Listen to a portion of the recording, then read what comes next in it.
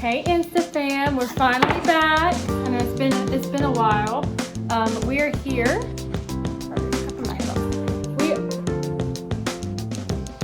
We are here to share Q&A for our first year of marriage.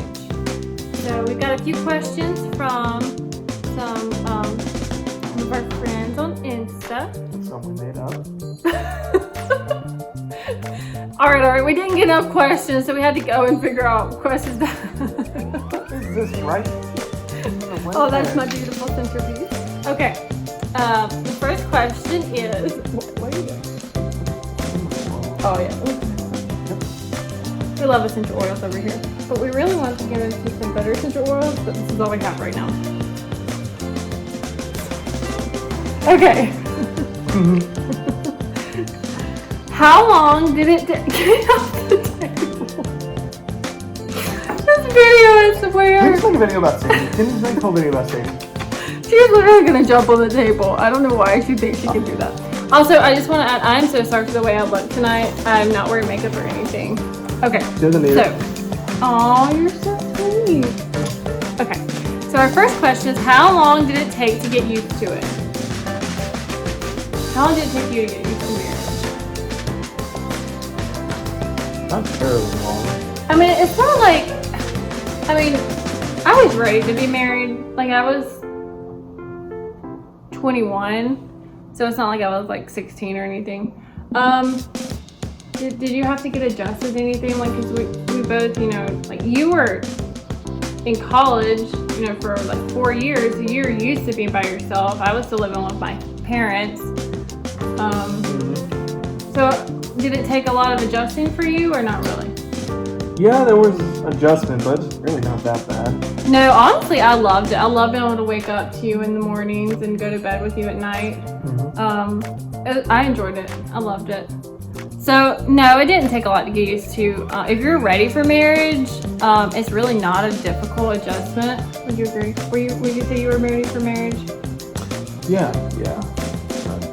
It's just, we had known each other for so long. We the thought of living together excited us, and we didn't do that before marriage. So, if you're gonna live with somebody, you're just gonna have to learn their quirks, It's more special when you wait till marriage, though, isn't it? Yeah. Versus living together before marriage, which is I'm not bashing anybody. That's just how we felt.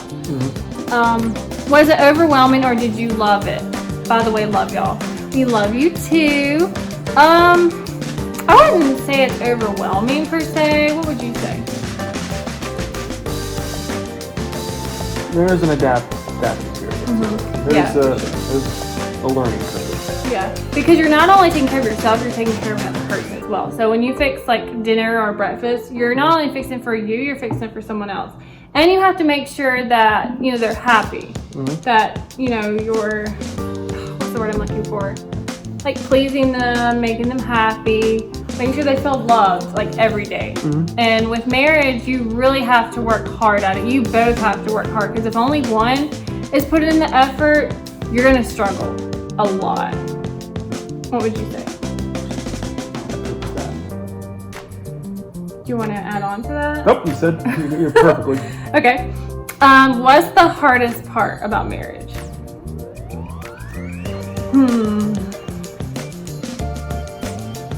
Well, the hardest part about marriage is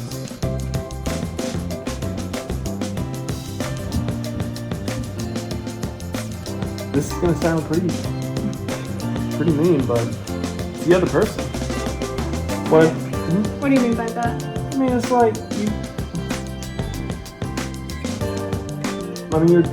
you're living with somebody, and it's not just they're a doll. They're a person. They have their own needs and desires, and you gotta meet them while also meeting your own needs and desires. It's difficult to meet more than one person's needs. And that's where the whole concept of compromise is. Sometimes you're gonna have to go without. Make sure that they get what they need, and vice versa. Exactly.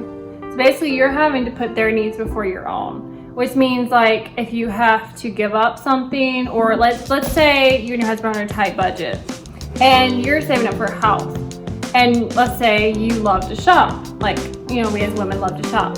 Well, sometimes we have to give up something in return to be able to like buy a house or to be able to get groceries and things like that. Well, this applies more to like wants than it does to needs, you know. Yeah. I mean, if in an ideal marriage, you're meeting each other's needs, but as far as wants and desires, sometimes you just have to go about to make sure the other person gets it, and vice versa. And what's really important, I believe, that every marriage should do is find out what your person's love language is. Because there's like so many different types. It could be physical touch, it could be gifts, words of affirmation. If it's words of affirmation, make sure that you are like speaking life into them. Like making sure that you're complimenting them all the time, and making sure that you're meeting those needs. If it's physical touch, you know, hold their hand. Hug them, kiss them, make sure they feel love, because their love language is ways that they feel truly loved.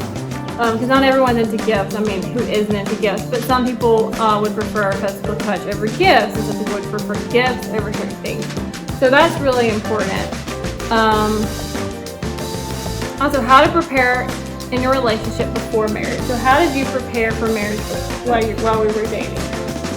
The biggest thing, what I did was prayer. You have to make sure, I mean, marriage is a huge commitment. It's not something that you just get into and then just divorce, just, you know, out of nowhere. Like, you have to make sure that you want to spend every day with this person. Like, I mean, anything can happen. Make sure that you are committed to them wholeheartedly, because that's huge in a marriage. You have to make sure that your heart is prepared. Would you say that's huge? Like, make sure your heart's prepared. And you have to also make sure that you know that it's not just you anymore, it's you and this person. And if you have kids, it's not just you two, it's you two and your kids. So you're always having to prioritize, but you have to make sure that the person's needs is met before your own. Yeah, and then going into like talking about kids, we don't have kids yet, but No. Basically, if you are, from what people have told us, we're not experts, but from what people have told us, do whatever you want to do now before you have kids. If you want to like go for a big job, because some jobs you have to go long ways for training, to train for that job. It's hard to do that when you have kids. Oh yeah. It's not impossible, but it's difficult. You're picking up and packing everybody. You're not just packing yourself and your wife. You're packing up your kids and everything, and your dogs. Yeah. And my advice to you is to get settled before you have kids. For sure. Because kids are going to uproot pretty much. And make sure you have a house. Like, I'm not saying you can have a baby in an apartment. Sometimes, you know, when it's your time and when God wants you to have kids, you're going to have kids. But it's definitely more helpful when you have more room. Just have stable housing. And a stable job. That's yeah. huge. Because, like, it's a lot of money. Subsidy. People don't believe how much money is put into having a kid. It's not just diapers, everything. I mean, this is like another human being. What's your favorite memory of the last year? What's your favorite memory?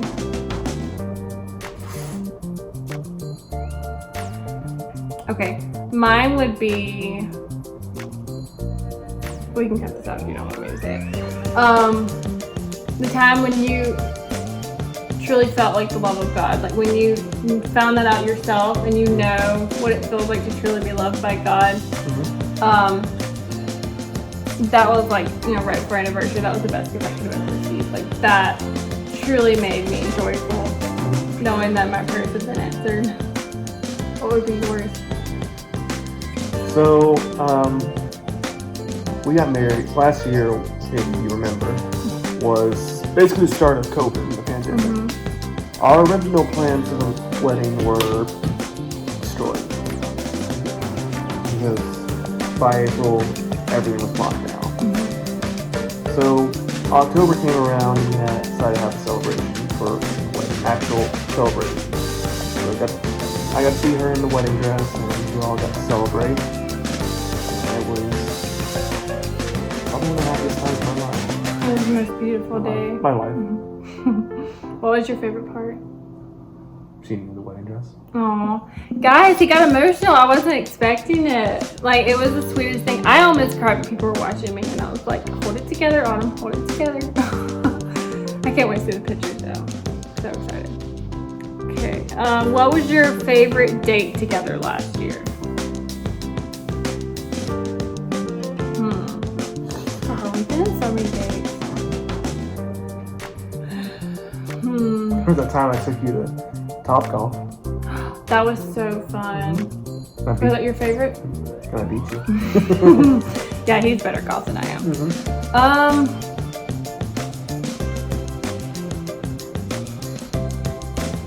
Another time we both got all dressed up to go to that nice Italian restaurant in Huntersville. That would be my favorite because you picked out my outfit and everything. That was so fun. 'Cause we don't do that very often. If you could relive the day of the last year, which one would it be and why?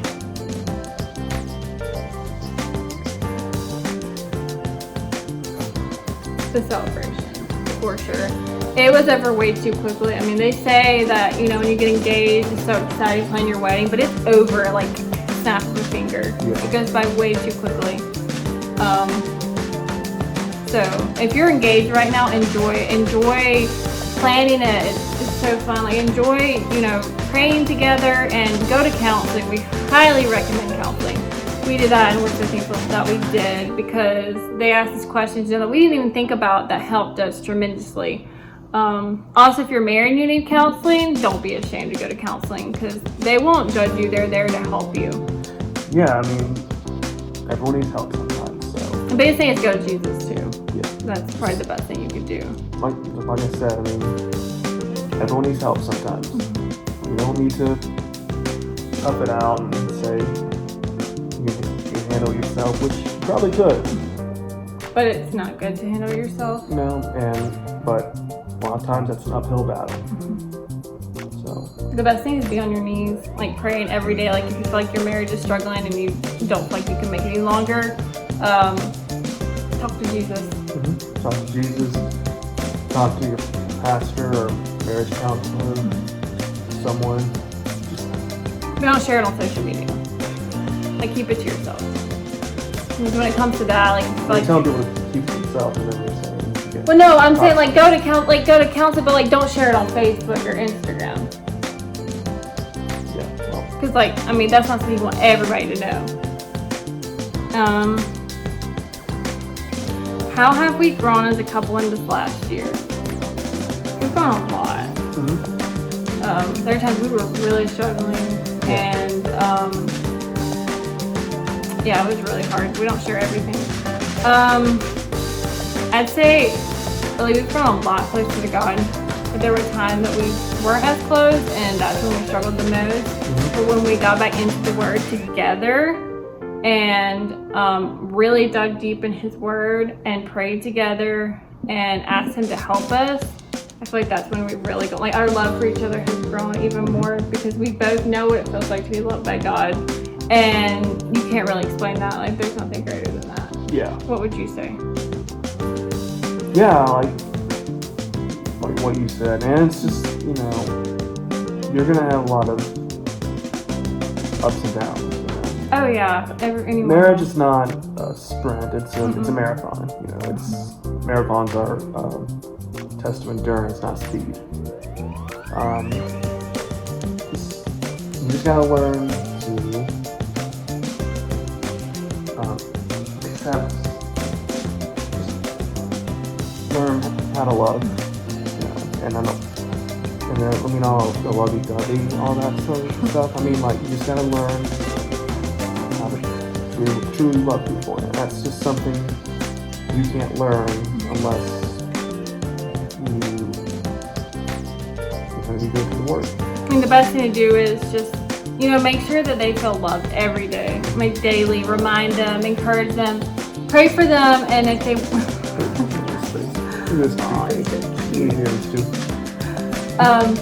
but like if they work a lot, or you fix their lunch, write a prayer in their prayer journal, not prayer journal, write a prayer and put it in their lunchbox, or write encouraging words, or send them a text and let them know you're praying for them. Keep the spice in your marriage. And this also goes back to the whole love language kind of deal. Yes. But yeah, it's just, people might disagree about how to truly love someone, and that's fine, but that's what I believe. The biggest thing I would recommend, if you're currently going through a hard time in your marriage and you're really struggling, watch the movie Fireproof. I promise you, it will really soften your heart. Did you like that movie? You did? Yeah. There's something in there that you should look into doing that will help you. I'm not gonna give it away because then if you haven't seen the movie yet, that's like the best part of the whole movie. When will you have a baby? That's gonna be a while. Only God knows that. You hear all couples say, well, we're trying, but we're not trying. It's hard because it's like we're not wanting a baby right now. There are a few things I still want to do, and there's a few things she still wants to do. We still want to buy a house, and we don't want to have a baby in an apartment complex. We want to enjoy married life because once the baby comes, it's not just us anymore, it's us and the baby. So we really want to enjoy married life, and we want to do the things that we want to do before we have kids. If we were to find out we were pregnant tomorrow, we would of course be ecstatic. We'd be, probably all the emotions, wouldn't you? Happy, scared, emotional, overjoyed, wondering, oh shoot, what's going to happen? You want a list? But you know what I mean. But we're not against it. We want kids one day. We want at least 2, right? Yeah. So we're not against it completely. He's gonna be an amazing daddy one day. I know that.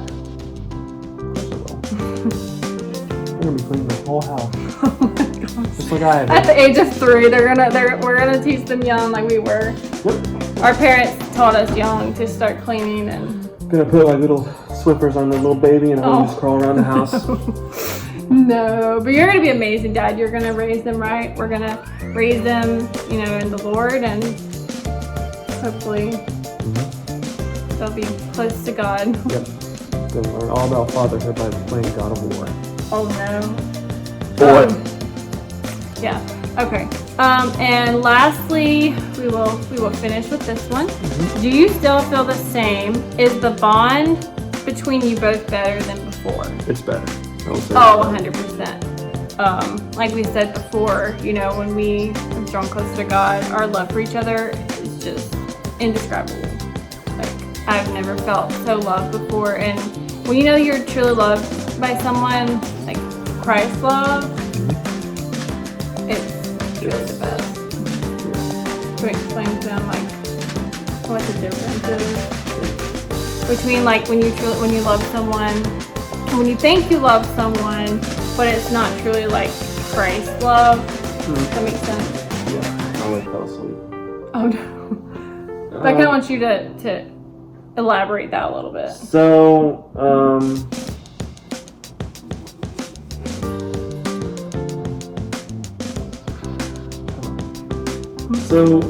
true Christ-like love basically is very selfless. It's very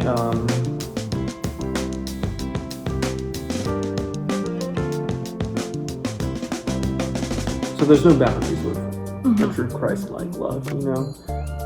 It's truly unconditional love. It's hard to really explain it, but it's more like it's like when you feel it. Exactly. Love is patient and kind. It's not self-seeking. It's not rude or arrogant. It's not about me anymore.